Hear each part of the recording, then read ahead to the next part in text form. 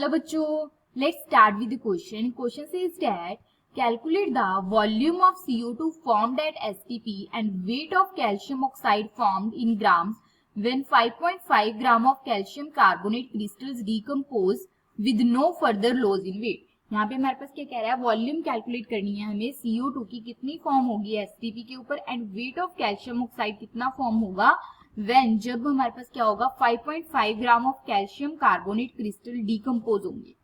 तो यहाँ पे हमारे पास क्या होगा कि जो कैल्शियम कार्बोनेट है वो क्या हो रहा है हमारे पास यहाँ पे डिकम्पोज हो रहा है किसके अंदर, कैल्शियम ऑक्साइड और CO2 के अंदर.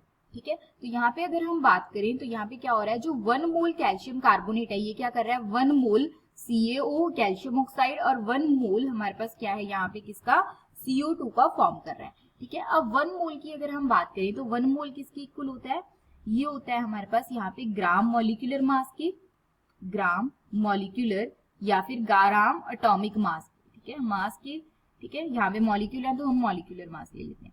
या फिर 1 मोल अगर वॉल्यूम की बात करें तो वो इक्वल होता है 22.4 लीटर हमारे पास वॉल्यूम के. ठीक है, 22.4 लीटर वॉल्यूम. मोलर मास की बात करें तो कैल्शियम कार्बोनेट का कितना होता है, molar mass of calcium carbonate ये होगा हमारे पास कैल्शियम कार्बोनेट, ये होगा हमारे पास कैल्शियम का कितना है हमारे पास 40, कार्बन का होता है 12, ऑक्सीजन का होता है हमारे पास यहाँ पे.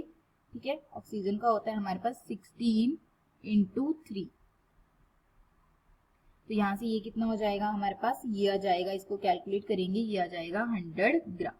ओके, तो यहाँ से हमारे पास क्या है, जो 100 ग्राम है, ठीक है, वो क्या है हमारे पास 1 मोल की इक्वल है कैल्शियम कार्बोनेट का. तो 100 ग्राम हमारे पास क्या कर रहा है, प्रोड्यूस कर रहा है कितना हमारे पास यहाँ पे CO2 1 मोल कितनी हमारे पास इक्वल होता है, 1 मोल कर रहा है वो होता है 2.4 लीटर. तो यानी 100 ग्राम ऑफ कैल्शियम कार्बोनेट यहाँ पे फॉर्म कर रहा है हमारे पास 22.4 लीटर ऑफ CO2.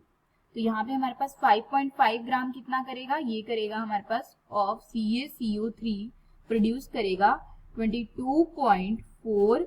ठीक है, into 5.5 divide by 100 gram. Okay, हो जाएगा हमारे पास 1.23 लीटर. ओके, बात करते हैं कैल्शियम ऑक्साइड की. तो यहाँ से हमारे पास क्या है कि जो 100 ग्राम कैल्शियम कार्बोनेट है वही क्या कर रहा है यहाँ पे 1 मोल प्रोड्यूस कर रहा है. तो यहाँ से 100 ग्राम कैल्शियम कार्बोनेट 1 मोल प्रोड्यूस कर रहा है जो कि किसके होगा, मोलर मास के इक्वल होगा.